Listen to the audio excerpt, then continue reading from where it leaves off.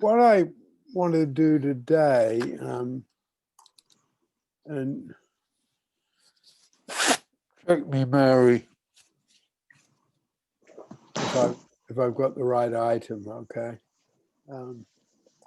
But I want to do some more work on, you know, the life forces, and you know, when to get into therapy and when not to get into therapy, and how the life forces relate to that. So it's still on the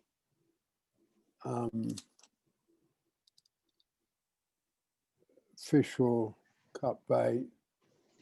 We decided what the focus was supposed to be on the two we didn't cover last time, which was exactly. Performance and material. Yeah, that's what I thought. And then just, if I can just say, I couldn't remember or find what Wednesday was supposed to be, but Wednesday is supposed to be about the wheel of change, which is a very interesting tool. Yeah, that's right.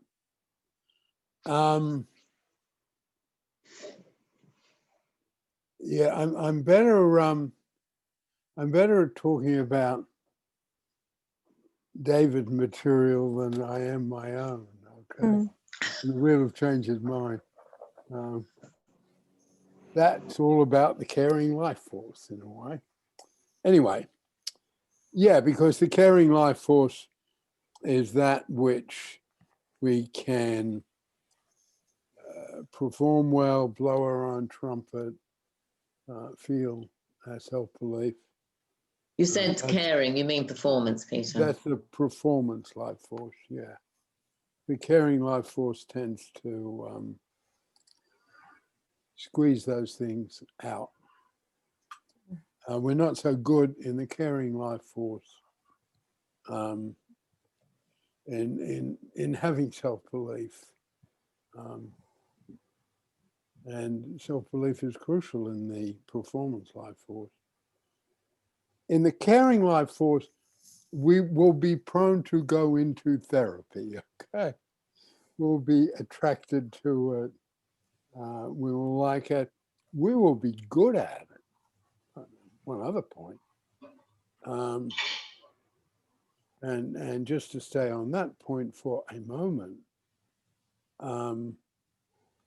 it's because people become renowned, or they get a lot of recognition, or they become famous, they get pulled because they're good at this work. But being good in this work depends on being in touch with your caring life force. So people find fame and fortune in the field, if they're lucky, they got some talent, and then they get pulled into the performance life force and the material life force, you know, write a bestseller. So the configuration that sort of a bit like that, which is classically being pretty good at this work. If people find fame and fortune, that configuration changes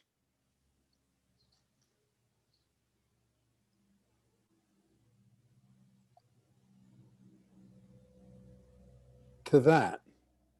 I need two of these so I could hand them. There's something very precise about this tool. And when that happens, and you know, this is the person who's done very, very well in the field.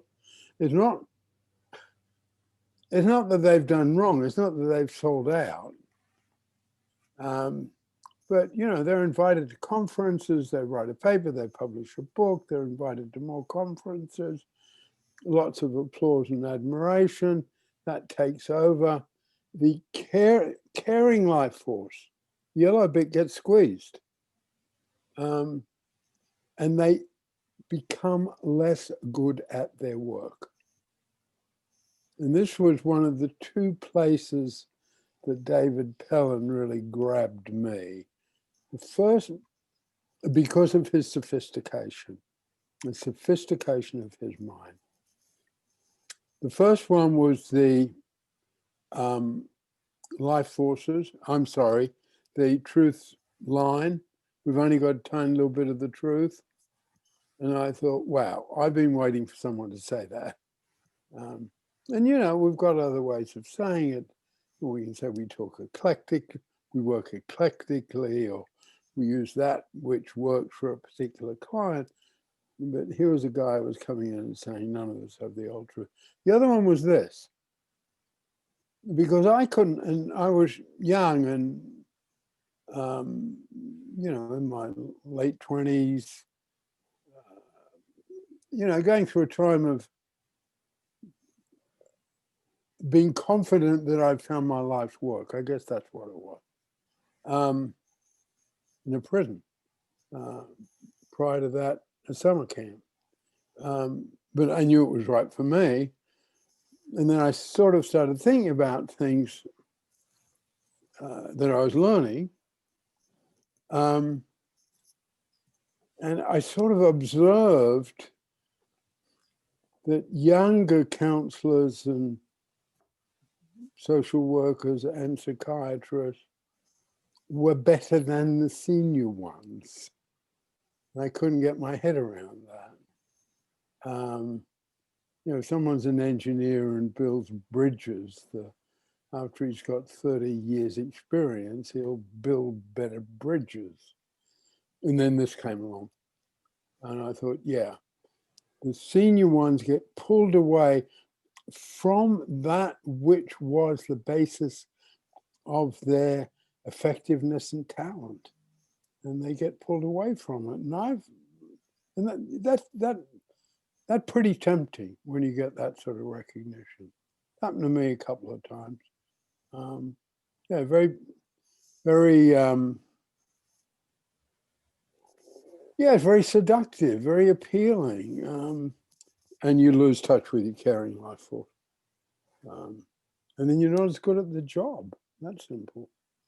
You might present great things at conferences, but you're not as good at the job. And the other thing that happens to some of us, if we're not careful, when this happens, the job is less satisfying. We think it's boring, you know, and a conference is exciting, but this is the basis of the talent to work. And that is sort of why, in terms of the, you know, the topic we're looking at now, we'll be inclined to go fishing all the time and never cut bait. You know, we want to do more and more therapy. Okay, and the therapy is going to be the answer to everything. I mean, that does come into, and I make my living as a therapist, so I don't want to put it down. But if we're into our caring life force, we won't have trouble seeking help that is therapeutic and learn that which is therapeutic, and we can move ahead because of it.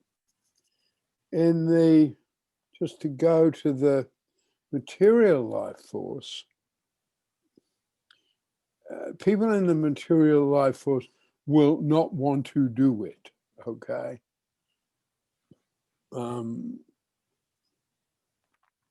want to be careful of my fish or cut bait metaphor. I'll get it mixed up. But so I guess I need to drop it a bit. It'll be harder for people in the material life force to be close to their emotions and to attend to their emotions, to look at that issues. And that's got applications, because as I said, this is a precise little tool. That's got applications from someone who goes into business, and you get it on quite a high end. People who go into business from getting a first degree in mathematics and physics. So they have all the mathematical and financial stuff in business. So they go from there to an MBA, and all of a sudden they're thrown into this thing that part of business is about people. And they really flounder. They really do. I've seen it happen. And if they don't get their head around it, a career that was just going to take off can come to a halt, because part of being in business and management on a high level is about the people skills. And they want to put it all into the, which is the yellow, and they want to put it all into the green, which is the material. So this tool's got an application from there, helping someone have a rounded career who's very, very bright, first-class degrees from Harvard in physics and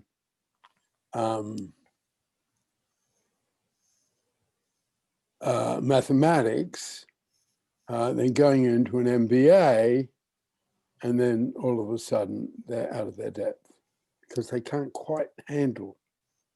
Everything is not figures in business. So it's got that particular application.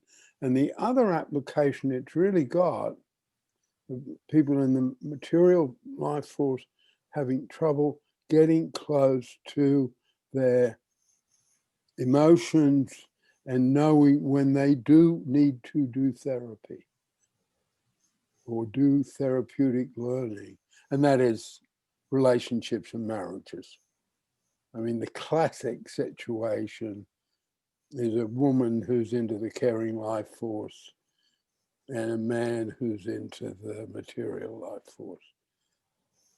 That's a bit cliche, but still true. If you're doing couples work, it's certainly true. And it can be very, very hard for a man who's coming from the material life force and doing very well. Don't you realize what I put into this marriage? Don't you realize the house we've got and the boat we've got and the vacations we have? Yeah, but feelings. And this is a really good tool in terms of that. And one of the things that the life forces is it's a plea for tolerance.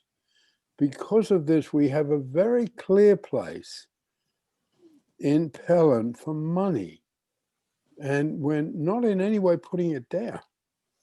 We're not saying the businessman who doesn't look at his emotions is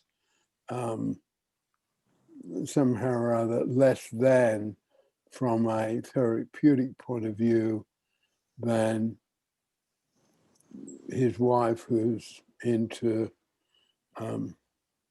teaching school and wants to talk about emotional things and wants to talk about emotional things within the family.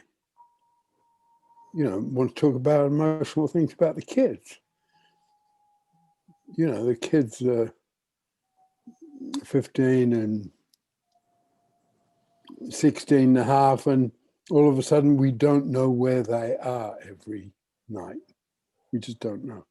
That can be, and someone in that marriage wants to talk about it.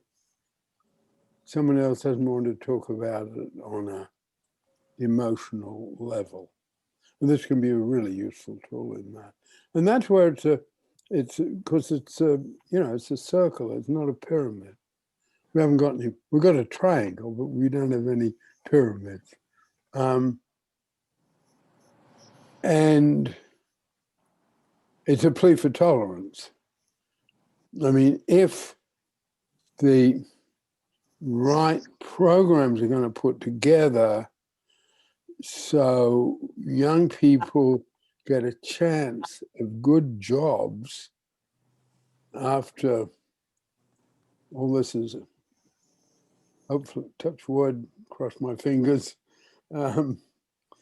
after all this is over, that's going to come from people who are into their material life force.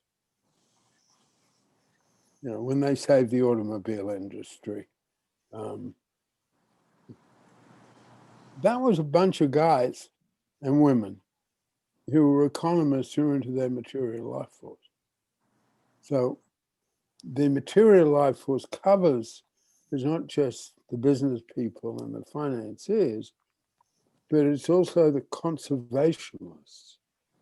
And within the material life force, there's a real sense of ownership. This is mine. And you get that in the conservation movement. You know, that's my river. This land is your land. This land is my land. You know, that's material life force. So in the material life force, it's going to be harder to get into therapeutic learning and therapy. It's just going to be harder for them. And emotions can be scary. And like those of us, which are most of us here, who are into the caring life force, you know, way ahead. You know, if we get on top of our finances and, you know, if we get the filing done and we don't run out of toilet paper, you know, that's material life force. And we are ahead when we do that, and we feel good when we're on top of the material side of life. And many of us have a struggle to get there. I do. So in a similar way, if we can present our work well, and I feel those of us in the,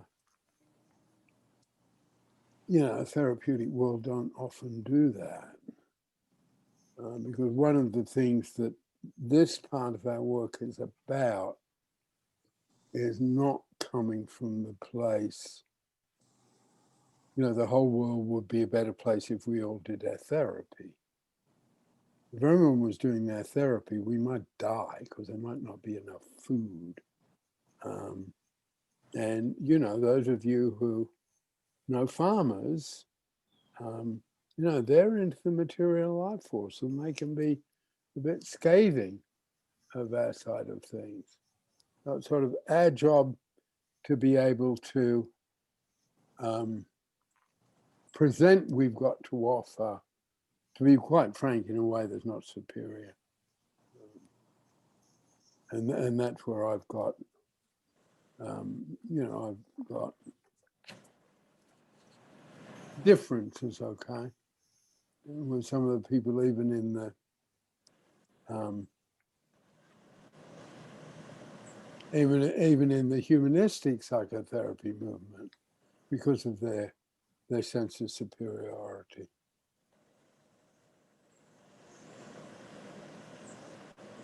If we go into the performance life force, what we have there, in some ways, it's the most complicated. One of the ways I like to present the life forces with one of my sort of broad brush approaches is, if we've got to get from point A to point B, then the person in the material life force will say, okay, what's the shortest route to get from point A to point B? And they will go that way. If we're into the caring life force, we've really got to talk about it. We've got to talk, what are the emotions that are brought up by it?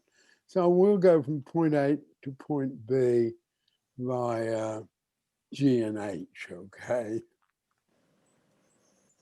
If someone's in the performance life force, okay, we've got to get to point A to point B, but I need it to be exciting, okay? So let's go via X and Y. So there is a way that the material life force is the simplest of them. It's food, clothing, and shelter. But in saying that, we've got to be careful we don't get into one of our put down things that we can get it, we can come from in the caring life force. Performance life force is in many ways the most complicated of the three. And in some ways it sort of contains the best of who we are.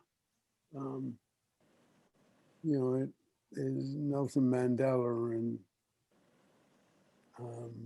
Gandhi and Martin Luther King and John Lewis, to name four. But it's also Hitler and Stalin and Lee Harvey Oswald. You know, that's performance life force. You know, being noticed, being the center of attention, taking risks, being creative. And people there can take the risk of getting into therapy, which is our theme. They'll have a bit of a hard time with it because the therapeutic learning, as I'm calling it recently, because if I call it, it's quite tactical. If I call it therapeutic learning, I can teach it to foster carers, because all it is therapeutic learning called contribution training. I'm not in the quicksand of, you know, Peter Fleming is teaching foster carers how to be psychotherapists. You know, so that's where I'm talk about therapeutic learning, which was a phrase in terms of group West Coast here. It was first developed by Janet Letterman, who, after Fritz Perls died, was my main trainer. My trainer trained me, and also gave me a lot of recognition within the Gestalt field. And she was from LA or Santa Barbara, and part of that West Coast Gestalt group. And there was a man called George Brown who was in the education faculty at University of California, Santa Barbara. And he worked very, very closely with Fritz Perls towards the end of his life. And he took Gestalt therapy into education and gave me support in taking Gestalt therapy into corrections. So, and, you know, we had to have ways of articulating things, so we didn't, you know, run into the people who wanted the profession very clearly delineated, to be polite about it. And that work, we did that. Janet and George did it in schools. And then I got into great trouble. Peter Fleming is teaching prison guards to do hot seat, Gestalt hot seat work. And Yeah, you know, it was controversial. I guess it's always controversial when you come across those particular professional delineations. And as I've said before, that's why I call it contribution training. And it was, in fact, George and Janet, George Brown and Janet Letterman, who came up with the phrase Gestalt learning. I called it the Gestalt learning process. And that was taking it out of, you know, MDs and PhDs in psychology. That's just some history. But that history is very relevant to me now because of how much I want to train foster carers to do this work. That's the reason because I'm putting it out myself to see how it sounds. But coming back to this, there is something that's letting go of control in the therapeutic process. And that can freak people in the performance, like just freak them out. It's very often the case that actors, politicians, writers sort of do not want to talk about themselves. You know, they'll often push it aside. They'll often, well, I'm just worried about the next election. I don't really get into, you know, what my needs are in this. You know, says Barack Obama, I don't know, George W. Bush, whoever. You know, you can read it. It comes up with actors, great actors. They want to say, no, I don't want to go there. And yet I'm talking about people now who are very successful. So obviously they've done something themselves about looking after these issues. But the prospect of their, and of course, I'll try and stick on topic. Yeah, it's just scary for them. And they don't want to go there. And that has sort of been baked in a bit. So if they do go there, it is seen as a point of weakness. You know, how many lawyers are there in Congress and how many psychiatrists, okay? You know, it scares them. And that's a shame. I mean, that's where it's not up on the website. I'd like to get it up there. But I go to this little philosophy group in London and present very, very philosophical papers about my work. It's a place where I can do that because that's what it is. And it's, you know, my colleagues there are much, much more academic philosophers than I am.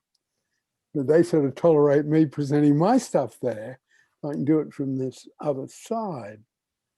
And I think I said here, and I'd like to get this up on the website with your help, Mary, sometime.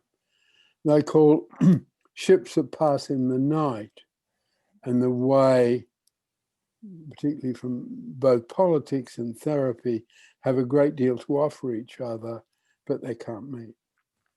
And one of the ways they can't meet, I mean, if a candidate for office, I know it's changing, a little bit at a time, it's changing. And it's certainly changing on the lower offices, you know, state representatives rather than national representatives. But it's still, you know, it can end your campaign if it comes out you saw a shrink. That's the way they'd say it. Yeah, one of our candidates in Nevada had to go to anger management, and they're all, he's dangerously unhinged. It's terrible. He went to anger management. He tried to deal with his issues. He should be praised for that. I mean, it makes me angry. The world would be such a better place if all the world leaders went to anger management. It would be. What happened to it? He's still running, but he's running a dirty campaign too. He's running. Susie Lee did this, that, and the other in Congress. She gave her husband kickbacks, and she and her husband made money on the stock trade. So he's playing dirty too. Yeah. And then his wife does a commercial saying those 911 ads where you hear the voice of the 911 call. That was me, and it was a verbal argument. And she explains, so we have 5 kids, and we're a happy, joyous family, and everything's fine. And yeah. so we'll see if he wins or not. Yeah. And one of the, one in my sort of point of view about ships that pass in the night, one of the, I feel that in our field, we're full of good stuff. And we don't know how to present it to the world because we're not modest and we're a bit patronizing and superior. And that goes all the way back to Freud. And I will diagnose you, and that's sort of scary because I'm not going to diagnose you, and I might be wrong anyway. It doesn't matter. But anyway, our ships are passing the night. It's a shame. It's a real shame because politicians, feet on the ground, knowing what's happening to folk, and trying to bring about some change rather than what's going on with us personally. That point of view has a great deal to offer the therapeutic world. And the other side, we have a great deal to offer them. Don't make.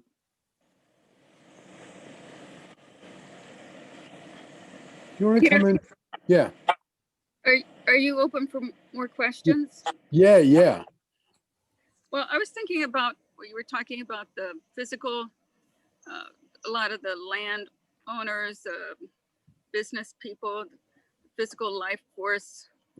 And I'm thinking of it from as somebody who does social action. How do you appeal to those people if they're not really open for emotion, or how do you, you're not going to be able to match the money that they're making, to buy off their property for butterflies or something that they won't. How can you? Oh, my dog barked at that one. How do you? I mean, do you know of any ways to reach those people? It's not a therapy situation, but what softens those people? Well, one of the places that I think we've got around that is we do have, I mean, just relating it to this for a moment, because this is the one I'm on to today. We've got the caring life force to offer them, okay? Now, if we really get inside the caring life force, we can listen. And then we got the 7 levels of listening, okay? Just listening to them. And then trying to find an in where they are coming across as people. And in my experience, so it's taking us back on ourselves, and rather than I can't get through to him because all he thinks about is money, and the price of soya beans in Iowa. But I'm listening. What's your life like? Okay. And then we're not jumping. I mean, this is technical, bit advanced training. We're not jumping to the 7 levels of listening. I don't think I had the levels of listening when you were in Italy, did I? I didn't have them then. They came later. So I think there was Yeah. some of that. Some of it was there, but it came later. Yeah, I got to share this. I remember where it came from, see. You set up a workshop for me in Columbus, Ohio, Hillel Foundation, okay? Or you were the office, you were the Pellin office that time. And I did a workshop there that I call the Zen of Listening. This was way, way back. And that was mainly based on passive listening. And someone said to me, I remember his name was, he ran the Hillel Foundation at Ohio State. It's gone back. And he said, that's really good stuff, but it's a little all over the place. Why don't you put some numbers on it? And I went off and put some numbers on it. But it's listening. And then it's, seeing the opening where they start talking about themselves as a person. And I guess it particularly, and that's why I use transparency. That's why I like transparency, because I think transparency cuts into that thing. Oh, you're a psychotherapist. You're analyzing me. I know you are. I know you're looking at me and analyzing me. But, we're not doing that at all. But when we come from a certain sort of superior place, which is, I blame Maslow a bit for, we're authentic, you're not, because I'm into and understanding my deep feelings, and you're just into the goddamn soya bean. And what is their price this month? So it's us relating to them as a person, not from our role. And then finding when the personal bit comes up, it was my dad's farm, and then it was my grandfather's farm, and I'm scared. And then it's not jumping in fast, it's going slow. Because there is a place where almost everybody wants an opportunity to talk about their fears. And it's our job from our side to take on it's my job to create that space where that can happen. And if it's not happening, it's not saying you're resistant to therapy or you're a resistant client, but it's I'm not doing enough to create the right space. And if we create, yeah, Cynthia. Oh, I didn't really want to interrupt. I just wanted to put myself next on the queue, but No, I talk a lot. You may not have noticed. Okay. Well, I was thinking about this, and one of the things that I really wish I had known about these life forces when I was a divorce lawyer, because and I'm thinking about some of the things because it put language on things that I would see all the time. And I think I approached it. I think I am. Actually very surprised, but I do think I am much more. My material life force is the dominant one, and I think I usually approach cases. I'm thinking about this. I wanted them to have their life forces in the right places. I wanted my clients to be in the material life forces when they were dealing with their property, and the caring life force when they were dealing with the children. But I could see how the other life forces, they would get mixed up and they weren't in the right places. Like you'd have people who were wanting to make decisions about their children based on what would happen with child support, and people who would, and the performance life force drove me crazy, but some attorneys preferred it. That's where, in fact, we would sometimes even talk about it. You'd have to, put on a show for your client. You had to, like, go scream and holler at, in the courtroom, or write a nasty letter to opposing counsel so that the person who was angry and thought that they were right was satisfied. And then, and in fact, there was sometimes attorneys, depending on who the other attorney was, if you had a decent attorney, it's like, I used to call, it says, okay, we've written our nasty letters for our clients. Now what should we do about this case? Yeah. And This is one of those times, Cynthia, I'm sorry. where I want to say, stop talking about me. Okay. I've been that client, okay? Too often. And actually, I much preferred. I mean, I really, and actually, I found that actually the material life force, maybe because it was coming from I'm not sure, or if it's a feature of the material life force, is you could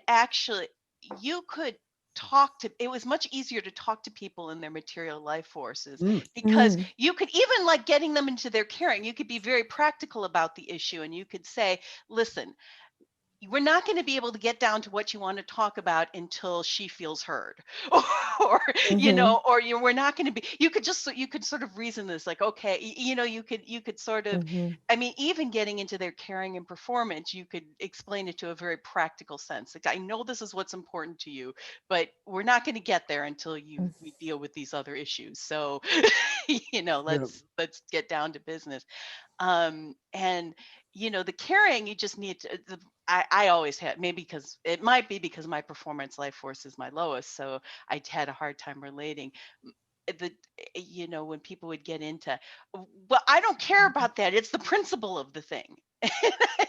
you know and that was always, to me, that was always the biggest blockage to getting things done, and that's, I think that was always where my focus was getting things done, and I guess that's very material life force, but anyways, I've gone on a bit, but No, I of wish course. I had known. And this, just one more thing, that it would be so helpful when you're talking to people, like, as people in their caring life forces, a lot of times couldn't understand how frustrated, because the people in the material life force, and who is dominant material life force, would get so upset when the partners were not responsible about their money, and that was, and it would really bother them, and it would really, and they would feel like, and the other person might be loving, but in their sense, the fact that this other person was being irresponsible with the money was saying that they weren't committed to the marriage, they didn't care about the marriage, and all that other stuff. I mean, that's how they would see things, and all of this would, I mean, this would be so helpful, not just in dealing with people who are divorcing, but even just communication in marriage and stuff, just knowing this stuff would be is helpful, I think, just being have a language to talk about it. So okay, I'm done now, sorry about that. No, I really appreciate that. I think I said this to you before, but I want to say it again, and because I know it's close. It's a book. That's what I mean. It's close. I know the book's close somewhere, but it's Gandhi's autobiography, okay? And he writes at length about his first case in South Africa as a barrister, because he was a barrister, from England, right? And went to South Africa, and all that part of his career. But there's this one bit where it talks at length about the case, and it's a dispute almost within a family about money, okay? It wasn't political, or it wasn't any of that side. It was, and he said, and he writes about it very eloquently, I really will find it for you. He said, I'm very proud of what I came out with. And it was almost accidental, but I got the parties to agree, okay? And I decided then that my career as a barrister was about bringing people together, not fighting each other. I thought it was just an amazing bit. And of course, then he went on to be Gandhi, right? So it's got a certain amount of panache to it, okay? But I really will find that bit for you. Thank you. What is the material hurt again? Okay, just go through them. It's called the material life force. It's the green one on this. Right.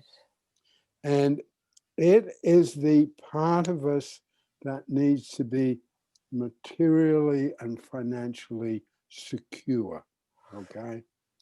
When we trace it back to its source, which we do with each of them, it is the baby being in the mother's womb, is the baby being on the mother's breast, is the baby having the presence of mother, and then it's a little one having a teddy or a blankie or an Ellie that is crucial, you know, the object of comfort.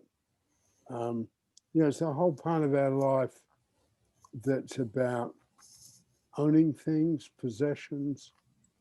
It comes out as financial and financial security, but also skills around the physical and financial world. It motivates people because the life force is motivations.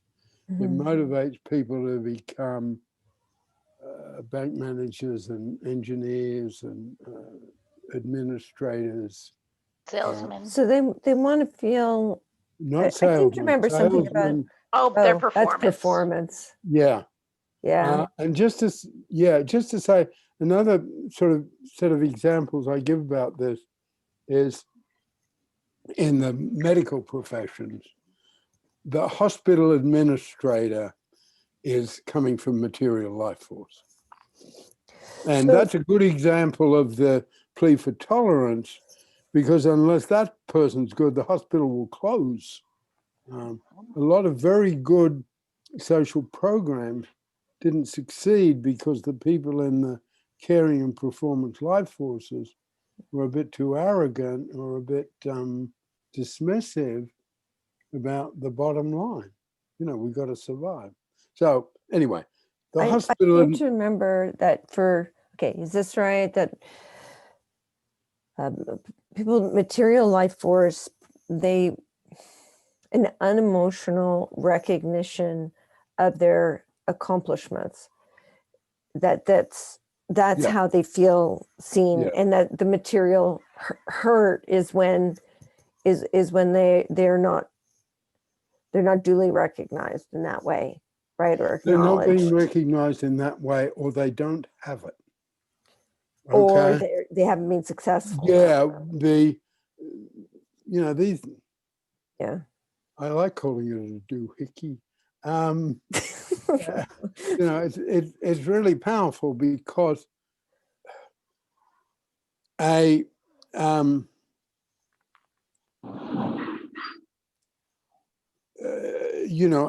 racial explosion, a demonstration,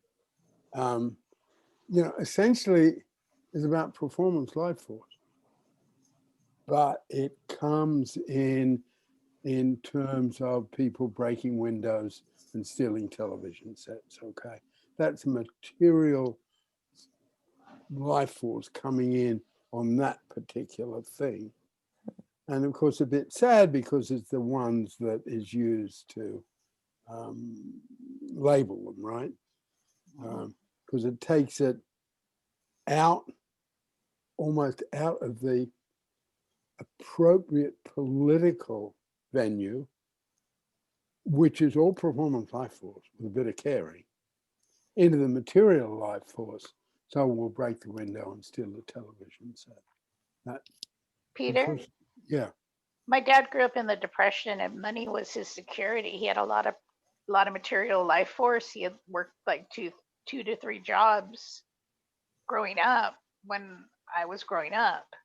And he didn't have to. He could have just worked one job or maybe a second job on the weekends, but he just was a workaholic because that was his security. Money was his security.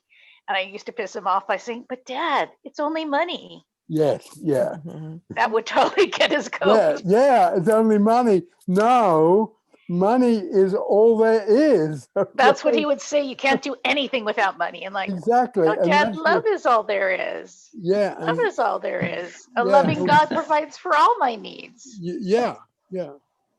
Um, So in middle America, with the opiate, with all the ODs happening and just the wreckage, that there isn't work available for material life force men and women like that are more kind of red state, where they don't want the caring government, right? They just want to be able to work, be Yeah. and support themselves. And then if they don't have that work, they literally just don't feel the love. Yeah. Yeah. That's Okay. pretty much it. And that's where, again, going back to Cesa's point, that's where our approach to it is listen, but not sort of phony listening, because people will pick up phony listening. Well, I'm on a listening tour, but essentially I've got my opinion set, but I'll go through the motions of listening to you, because within that, it will seem I'm connecting with you. Okay. So it's got to be real listening. And we've got that in passive listening. Cynthia. Well, I was just thinking on a deeper, more personal level. Actually, the material life force can be quite helpful because I I grew up, I've mentioned it, and I don't want to get too detailed because it's recorded, but yeah, I grew up in a very chaotic environment. But, I remember as a kid thinking about, well, am I going to run away? I'm like, no, no, no. I want to at least finish school. And then, and it also it motivated me to get out. I mean, having enough, some negative things, I think that's part of what kept me from doing what I feel called to do, which is be an astrologer, because I'm like, well, there's no money in it. But I do think, and I'm kind of grateful for that material life force and the fact that it gave me the peace, the sense of mind to get the material resources to get out of the house, to have my own, to get out of the chaos. And so I think that you know even in situations, even in a kind of therapeutic way, the material life force I think might be useful in some cases. I don't know, I'm just thinking about my own experience. I think so. And as I said, it's a pride in our school of thought and practice that there's a real place for that. There's a real place for that. And it's sometimes, I say about Pelham, it's practical or it's nothing. And while we've got a lot of theory and, philosophy and values, but still, we just might need to listen to someone. Well, someone had to give up their office. Someone had to move to a place where real estate prices were low, house prices were low, because he didn't get much out of the lousy divorce. That was me. And, it's worked, no regrets. Edith Piaf, if anyone knows who Edith Piaf is. And we can go there, with a Pelham approach, we can go there. And we don't have to say, oh, what are your therapeutic issues? And in fact, what is now called coaching is something we've always done, and I think any good therapist does. Okay, what you got to do, you've got to put all that turmoil aside you know, you've got 4 weeks to finish your MA, and my job is to make sure you don't screw up. We're just concentrating on, you know, you got to get your graduate degree. We'll look at all the other stuff sometime, maybe, but we're not saying, oh, the therapy has to come before the last, 4 weeks. And making sure you get your graduate qualification. Do you want to come in on that, Nikki?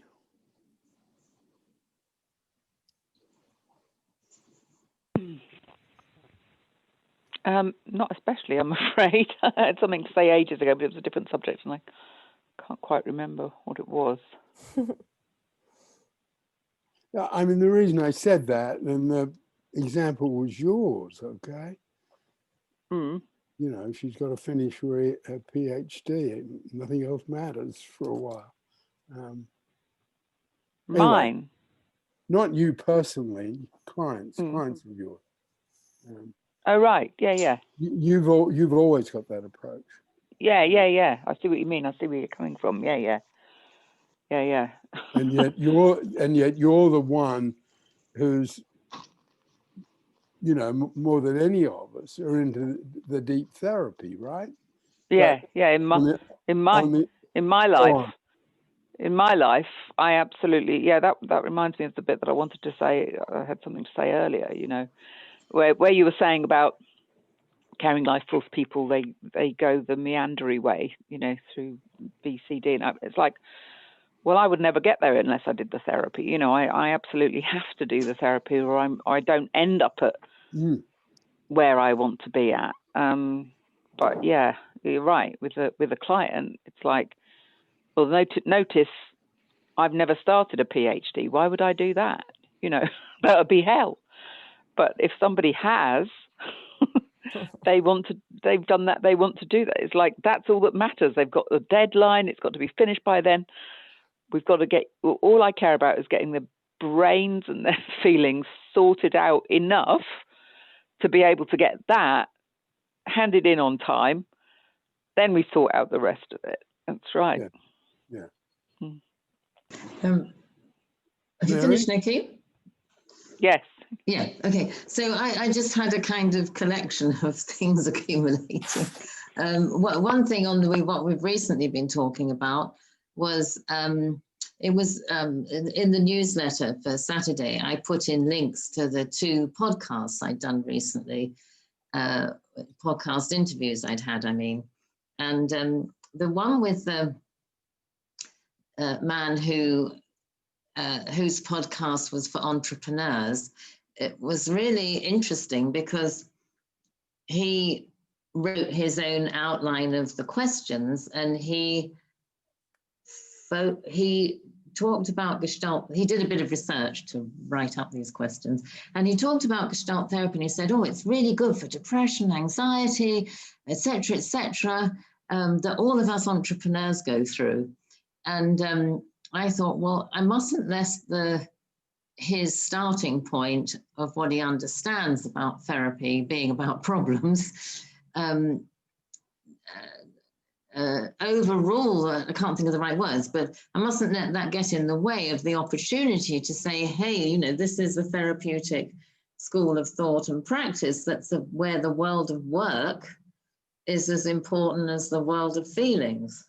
Yeah. And he was very open, of course, to my doing it, but I thought it was interesting how even coming from an entrepreneurial standard, it was like, well, if it's about therapy, it's going to help us with all those private problems that get in the way. Whereas I wanted to say, hey, contribution training and Pelling tools have all this stuff to offer you as a business person, not just as a human being with feelings person. Yeah. So I think it made quite an interesting interview. And then I wanted to say, give an example to Tamara about the hurt of the material life force.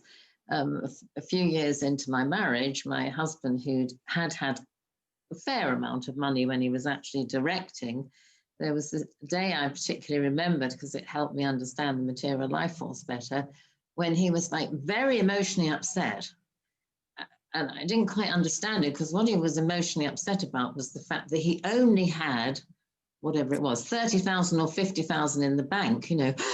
I've only got 30,000, 50,000, whatever it was. I'm going, I've never had that much money in my life, you know. And it was one of the most distressed times I ever saw him, because the feeling of being financially secure really is a feeling for material life force people. But the solution wouldn't have been doing therapy, I don't think. I mean, I'm probably trying to talk him out of the pendulum high a bit. So I just thought that really helped me understand something about the material life force that I couldn't feel from the inside. And I do think what Peter was saying about the life forces and the diagram being a plea for tolerance is like, I found it incredibly helpful right from the beginning, about being able to understand people who are different from me and accept people being different from me. Like the most I think the strongest tool about that, is it, Peter, do you think the strongest tool about being able to understand things that kind of don't make sense about other people because we don't have the same proportion of life forces inside ourselves? I think you're right there, Mary, in some ways. Yeah, I want to give, I know I've said this before, but just in passing, I won't digress, promise. Given that it is a very strong tool, this material used to take a long time to teach. And I've made it really simple, really accessible. I can teach this to kids.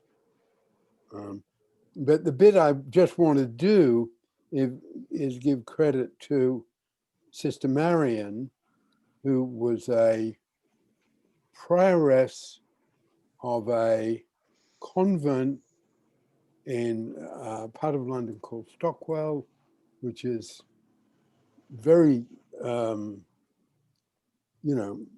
city, inner city, that's the word. Very, very inner city. Yeah, she was a nun, and she studied with me, and she came up with this, okay? A huge, there's a project she had to do on the course, and this was her project. And I just want to give that credit. And particularly presenting it this way, I think presenting it the old way, it didn't have it needed someone to be very patient to take it in. This way, someone doesn't need to be patient. You can present it to them quickly. And I think it is one of the best tools, certainly in terms of relationships, marriages, but in a whole lot of other situations as well. Someone, it often comes out, a great novelist was,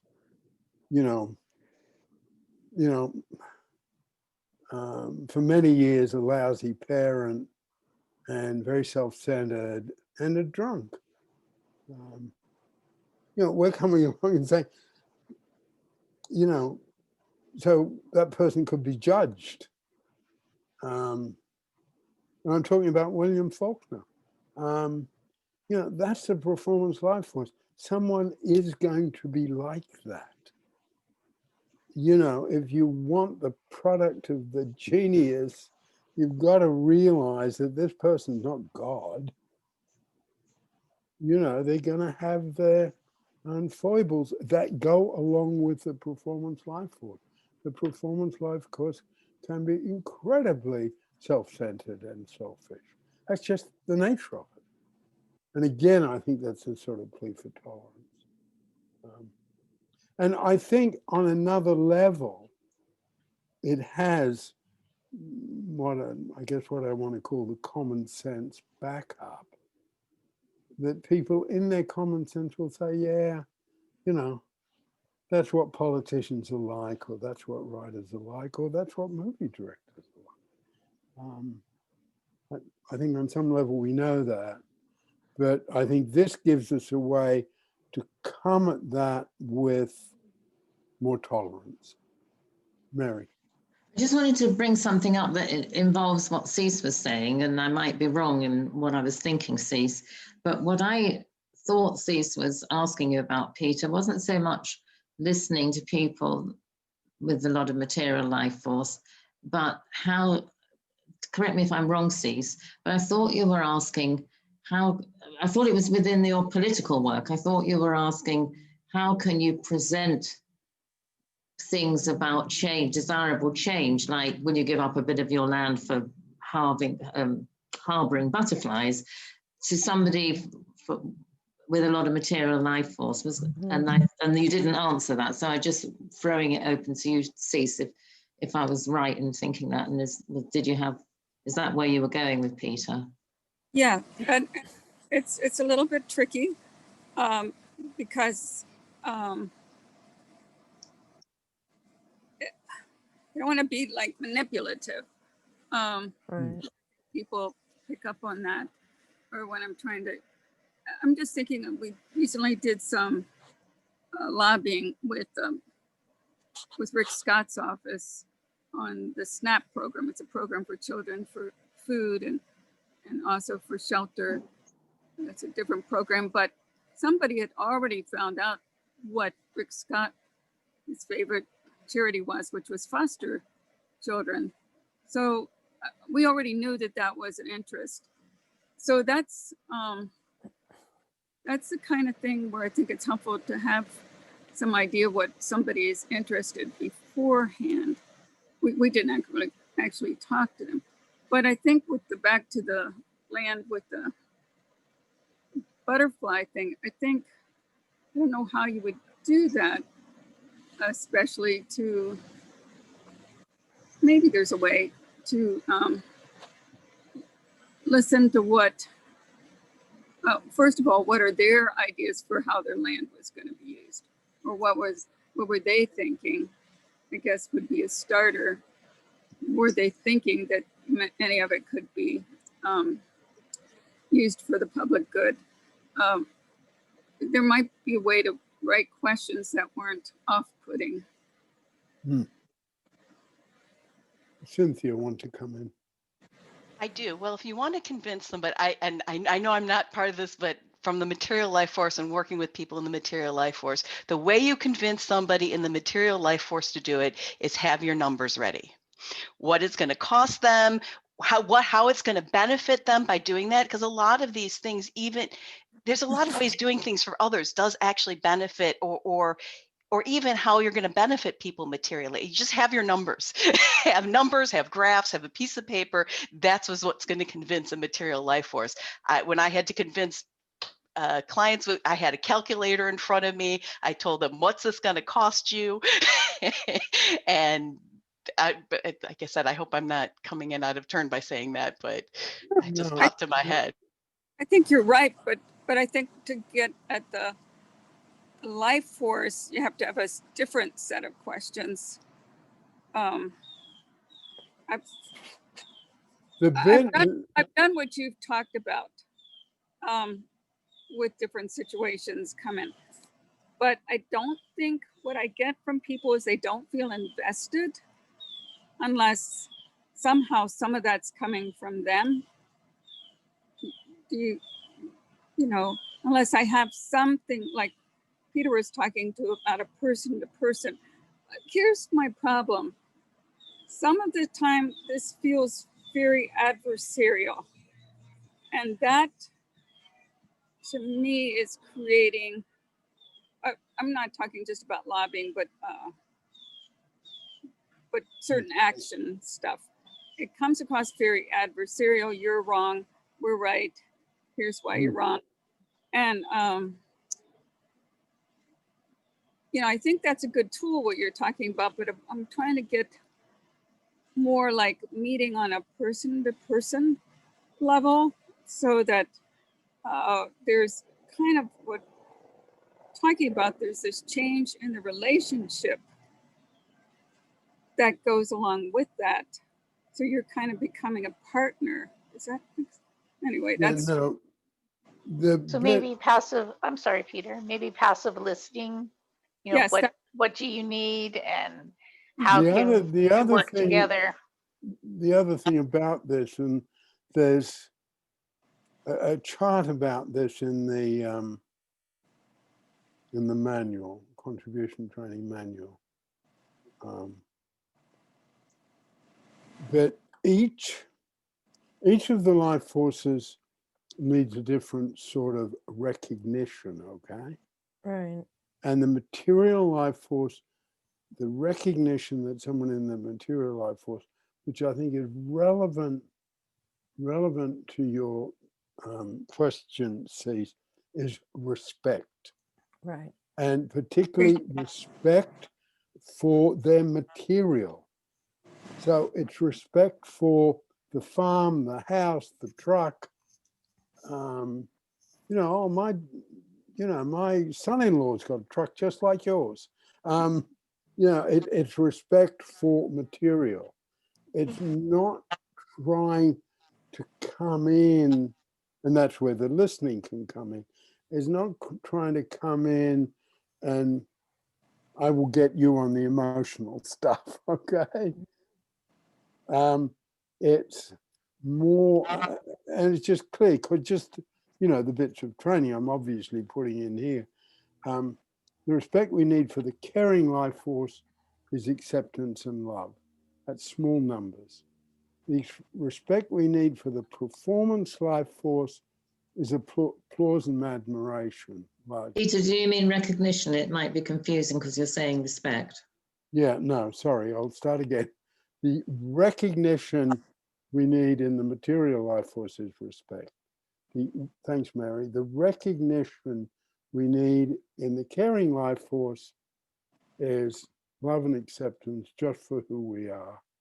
That's small numbers.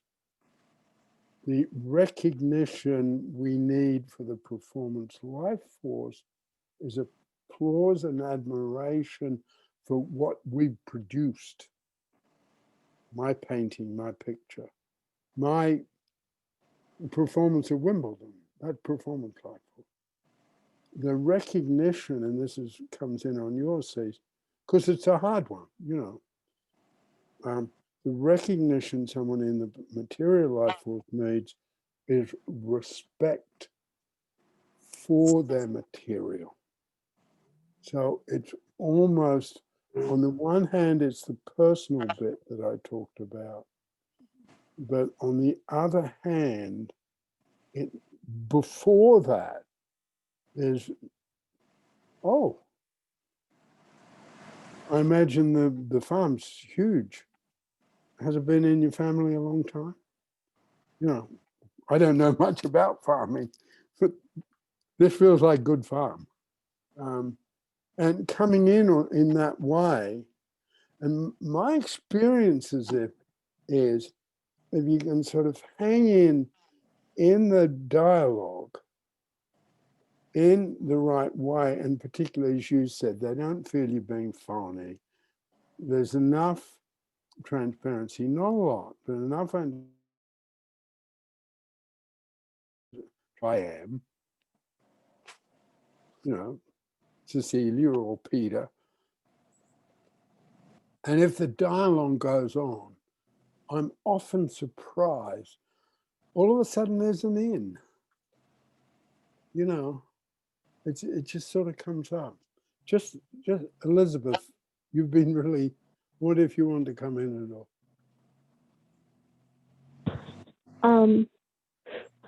I don't have a lot to say that, honestly, Cynthia hasn't said already.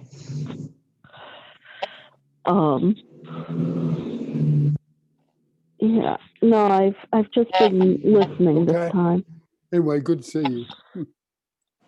I just wanted to say to Cynthia, Cease. I noticed you used the word manipulation when you were talking about this. I don't want to be manipulative.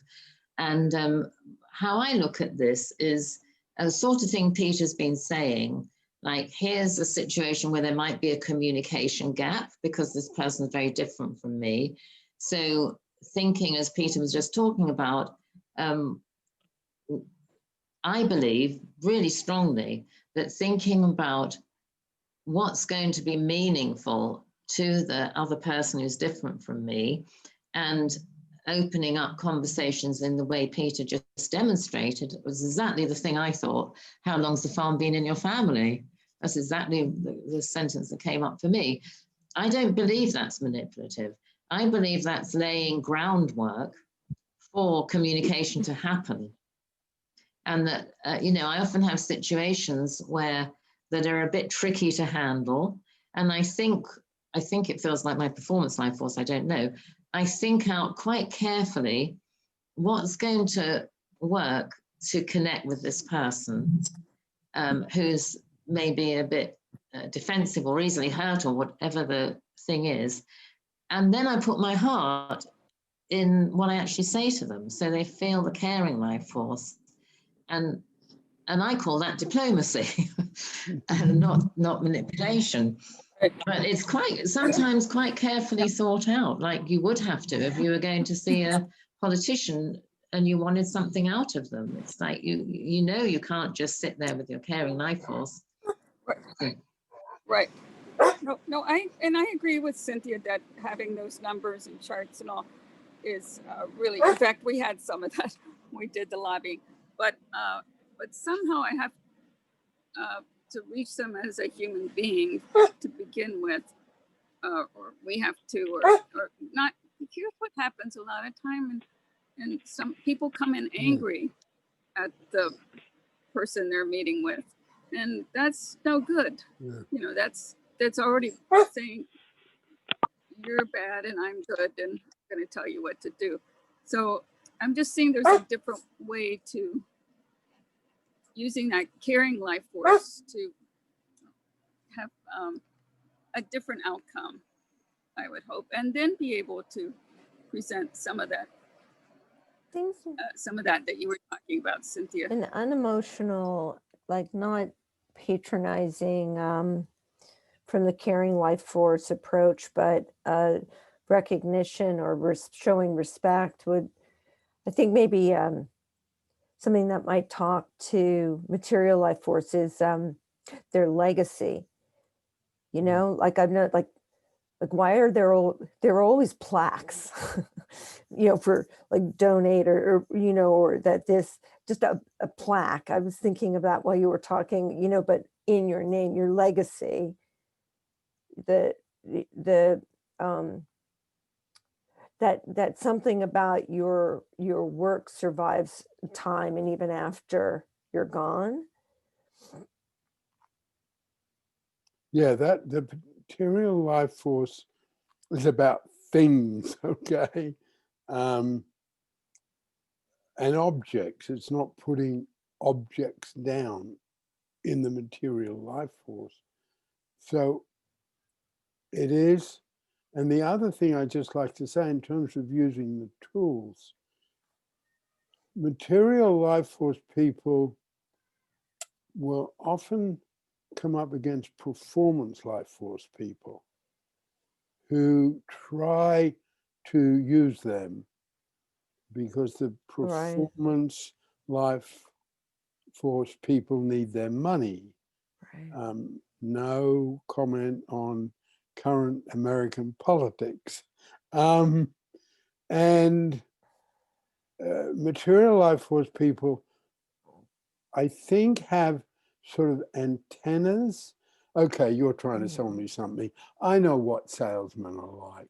You know, I get salesmen, you know, driving up my drive 4 times a week, selling me tractors or airplanes or boats or whatever.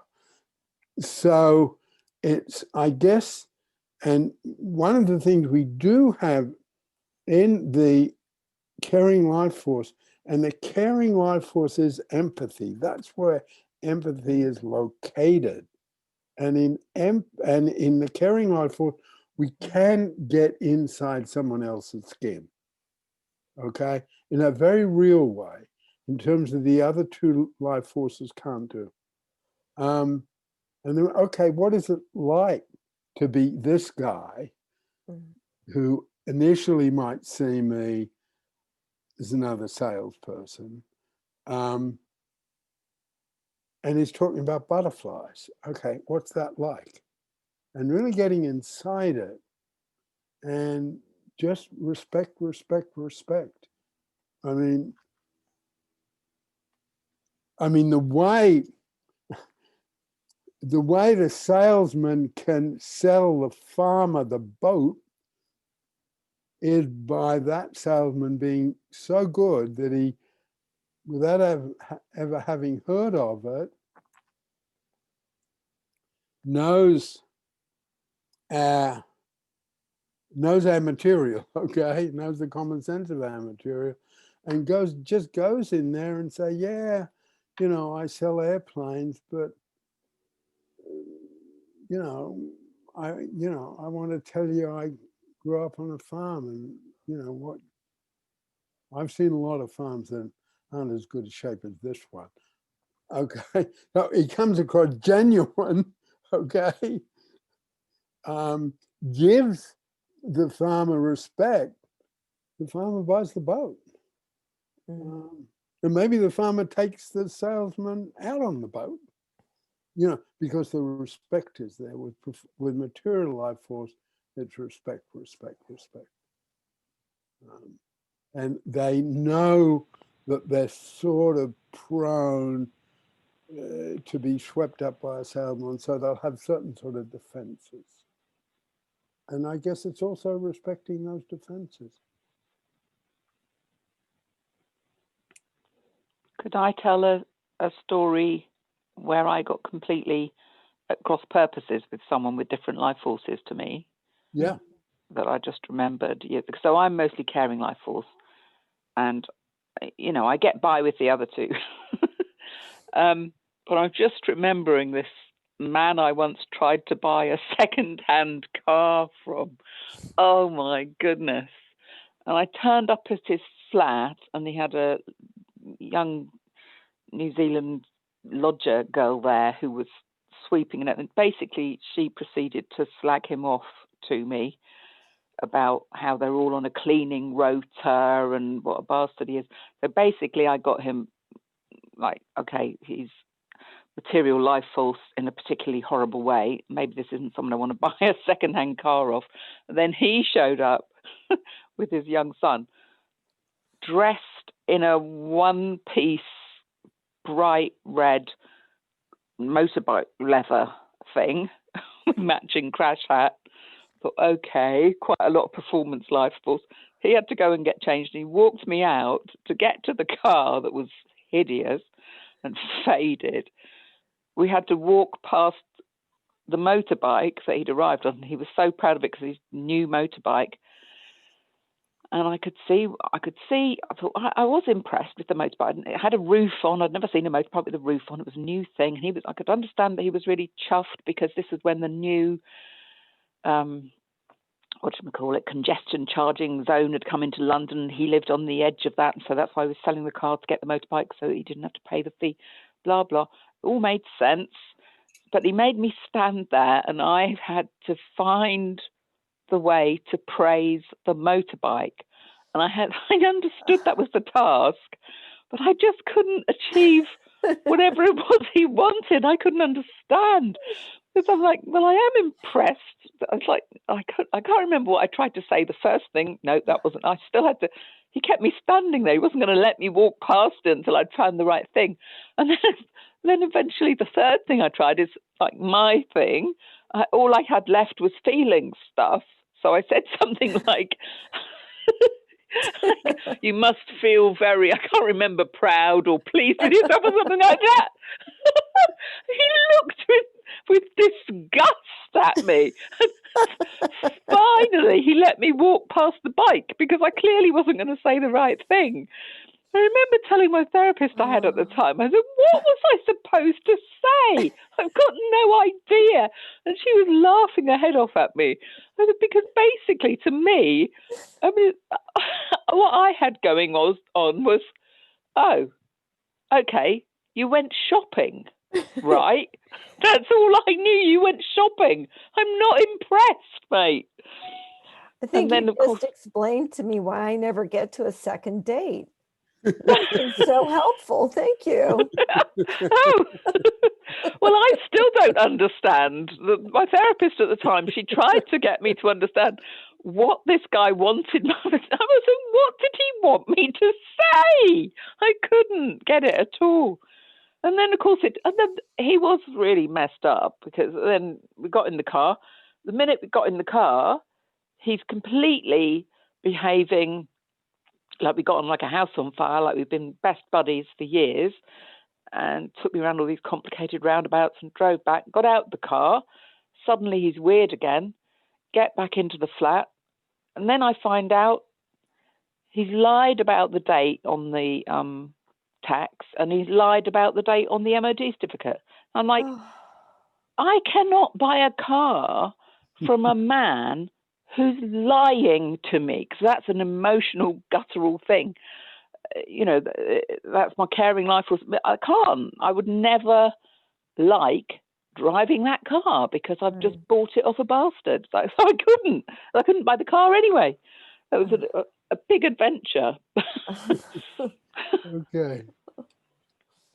Okay, thanks, Nikki. We got to stop there. Fine. Do you want to go first in stopping, Nick? I'll go first. I'm Peter, and I'm in Norfolk in England. Nikki, do you want to? I'm Nikki, and I'm in Wimbledon. Thank you. Okay. Cynthia? I'm Cynthia. I'm in Kankakee, Illinois, and I really enjoyed. I probably talked a little too much, but I enjoyed this today. Elizabeth? I'm Elizabeth. I'm in Eugene, Oregon. Okay. Stacy? I'm Stacy. I'm in Las Vegas, Nevada, and I love it when Cynthia talks. I love it when everyone talks. I love Nikki's story. So thank you, everybody. Thanks. Cease? I'm Cease, and I'm in Tampa, Florida, and it's a really nice day here. Okay. Tamara? And I'm Tamara in San Francisco. Mary? I'm Mary in Las Playas del Rosarita. Good. Okay. Okay, well, thank you all for coming. And yeah, well, The Wheel of Change on Wednesday. the Wheel of Change on Wednesday. Yeah. Okay. What do you Bye-bye mean? for Thank you, now. everyone. Bye-bye. Thanks, everybody. Bye-bye. Bye. No Bye. questions, Cease? What do you mean by Bye. on Wednesday?